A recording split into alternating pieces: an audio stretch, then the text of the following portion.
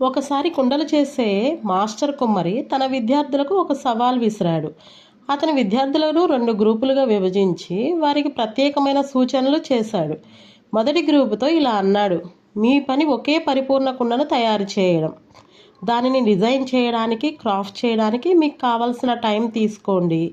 దాని మీద ఫోకస్ చేయండి మంచిగా చేయడానికి అని చెప్తాడు.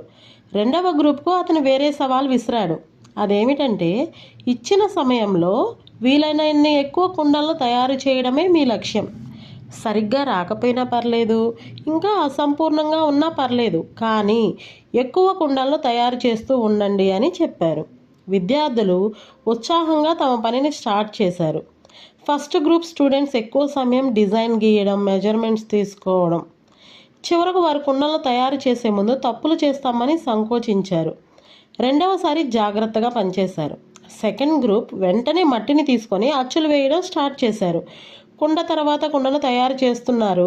కొన్ని పర్ఫెక్ట్గా రాలేదు, కొన్ని అయితే క్రాక్స్ వచ్చాయి, మరికొన్ని పూర్తిగా కొలాప్స్ అయ్యాయి. కానీ ప్రతి తప్పుతో వారు నేర్చుకున్నారు. ప్రతి కొత్త కుండలో వారి చేతులు స్థిరంగా మారాయి, వారి పద్ధతులు మెరుగుపడ్డాయి, మరియు వారిలో క్రియేటివిటీ డెవలప్ అయింది. టైం అయిపోయిన తర్వాత మాస్టర్ విద్యార్థుల పనిని పరిశీలించాడు. అందరినీ ఆశ్చర్యపరిచే విధంగా సెకండ్ గ్రూప్ నుండి అత్యంత అందమైన మరియు చక్కగా తయారు చేసిన కుండలు వచ్చాయి. ఫస్ట్ గ్రూప్ నుండి అసంపూర్ణమైన కుండలు వచ్చాయి.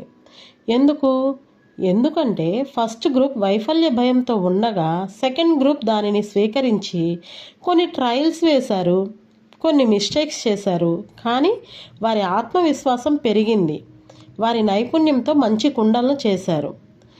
ఫైనల్గా స్టోరీ మోరల్ ఏమిటంటే, విజయం అంటే పర్ఫెక్షన్ కోసం వేచి ఉండడం కాదు, మనం చేసే పనిలో తప్పులను తెలుసుకోవడం. చాలామంది తప్పులు చేస్తారనే భయంతో స్టార్ట్ చేయడానికి వెనుకాడుతారు. కానీ నిజం ఏమిటంటే, తప్పులు అనేవి మన విజయానికి సోపానాలు.